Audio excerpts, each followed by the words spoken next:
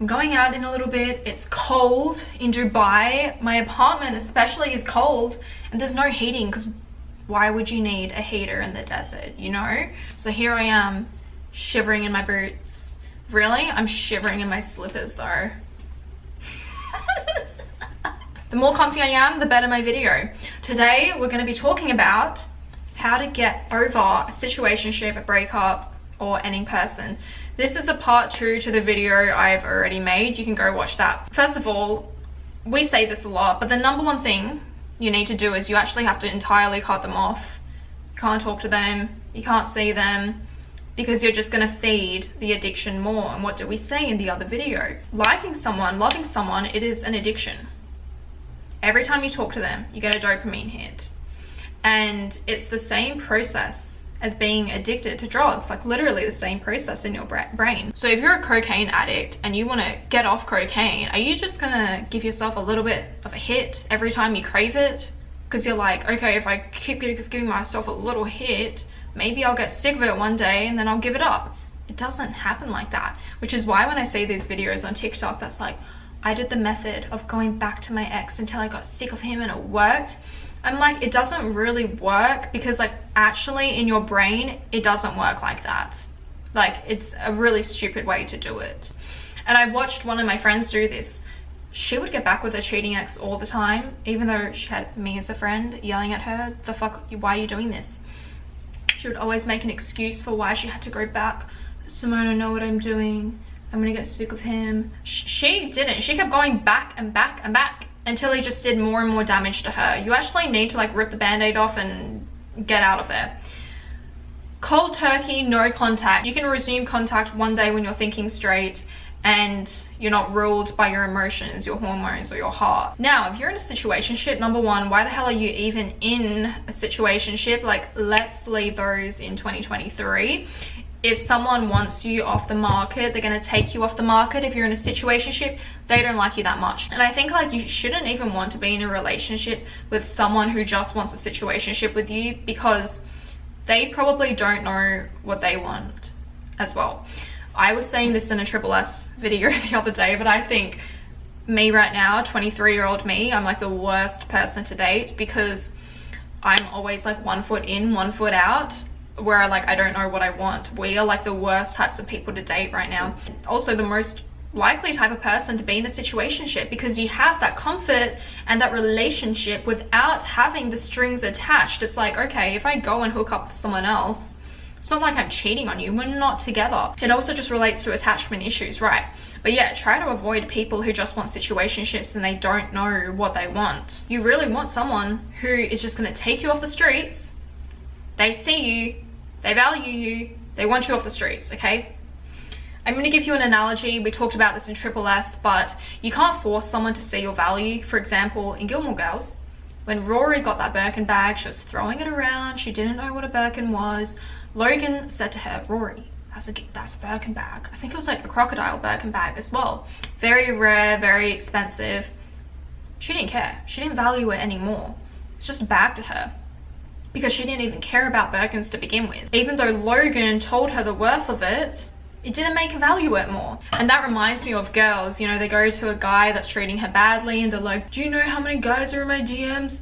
They're telling their value to the guy and the guy's just like, okay, he doesn't see it. Like, you can't make someone see it. They either see it or they don't. And if they don't, you're just a Birkin bag with Rory Gilmore, you know?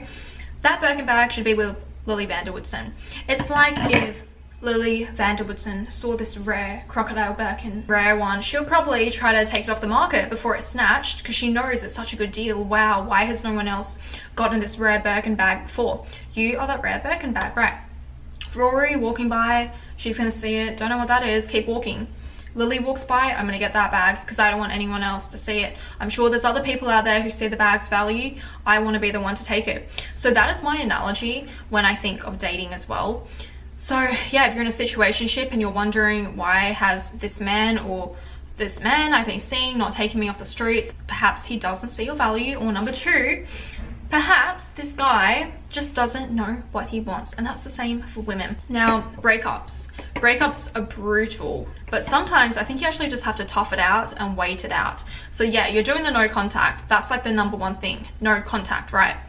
But afterwards, there is a choice when it comes to healing. You can either choose to move on or you just wait. And I had this realization in my breakup where I said, okay, healing is a choice for me. Moving on is actually a choice. I can ruminate about this every day. I can look over why it didn't work, every little situation, like pick it apart. But at the end of the day, you know, I need to move on. I need to get over it. So I would do things which would help me, aid my process in healing. You know what that is? It is actually sitting with your pain. It's not running away from it. So it's not like going and getting into a relationship immediately. It's not going and partying. I sat with my pain. Additionally, like see your friends, do things which are good for you, but you don't ever want to push the pain down because inevitably that pain's going to come back, which is why guys, like science has shown, guys never get over a breakup simply because they rebound. They push the pain down, they're with a new girl, they break up, the cycle repeats. Girls actually tend to heal, I don't even like that word, get over it, because they process it, they sit with it, and when they're ready they go and date again. They tend to learn from their relationships as well. Don't feed the beast. Feeding the beast, what do I mean by that? Yes, it means talking to them. It means getting the dopamine hit. It means stalking their stuff. Are they talking to are they going on dates? Are they talking to a new person? Let me see what they're going through. Let me see what's going on in their life. You're feeding the beast. You want to actually try to extract them from your life. They happen, you mourn that, they're dead, let's move on now. There is nothing to say that you guys won't become friends at a later point in time, but you really don't want to become friends in the stage where you're not over this addiction yet in your brain, because you're still going to crave them. Once you're over it, you're over it. Like, I kid you not, I was going through this for 8 months. I fed the beast every now and then, like no contact, feed the beast every like 1 month. It was bad. And then one day I woke up over it. I kid you not, I woke up one day over it. It's like this veil was lifted, and I vividly remember walking around my local park in Sydney, Centennial Park if you know it, and it was like the world was so colorful. The world was so colorful. I was like, whoa. I knew in my soul I was over it. It was done. Also, if you're quite spiritual like me, everything has a full circle moment. So I think if you were meant to be together, you'll be together. The twin flame thing, I fucking hate that. It's like, oh my god, but he was my twin flame. We went through so much pain and trauma and torture together. It was such a bad relationship because we were twin flames. He was probably your karmic partner. Everyone comes into your life for a reason. Everyone's a karmic connection, by the way. They serve their purpose and then they leave. They're removed from your life. I think my first boyfriend, he was 100% karmic. Now, sometimes we're like, is it twin flame? You only want to believe it's a twin flame relationship while you're in it because you don't want to know the truth.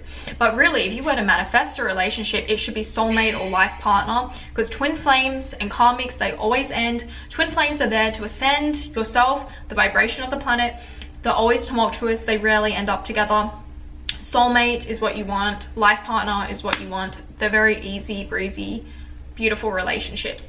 Karmic is very torturous and painful. It's very like hot and cold, like most passionate love affair and then like worst pain you've ever felt. And you know what, personally, I don't want to go through that. You know, I have full circles with everyone in my life. Full circle moment. I've talked about this in other videos. It's actually scary. I'm going to tell you guys like story times in Triple S, but I can't like I can't tell some of these stories because like some of these people are public figures. I'll tell the story in Triple S, but there's always like a full circle moment.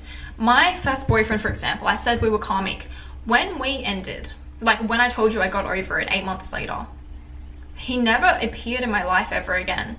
I've never bumped into him in the street. I've never seen him anywhere on social media. Nothing.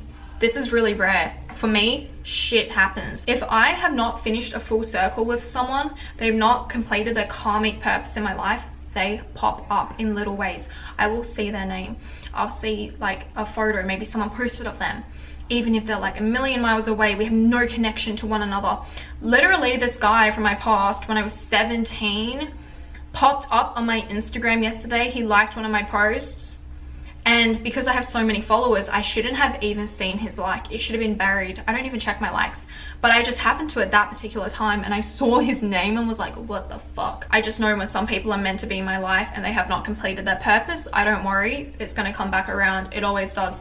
But what I was saying with my ex, it never happened because it was done. With my first boyfriend, it was done. Like, I feel like statistically, with my luck as well, I should have run into him. It never ever happened, and I don't think it ever will happen because it's done now. And when you hold on to relationships that aren't working, you're just delaying the pain for yourself, and you're also delaying your own growth. When you let go, then you can grow, then you can ascend, you can heal, you can get better, you know?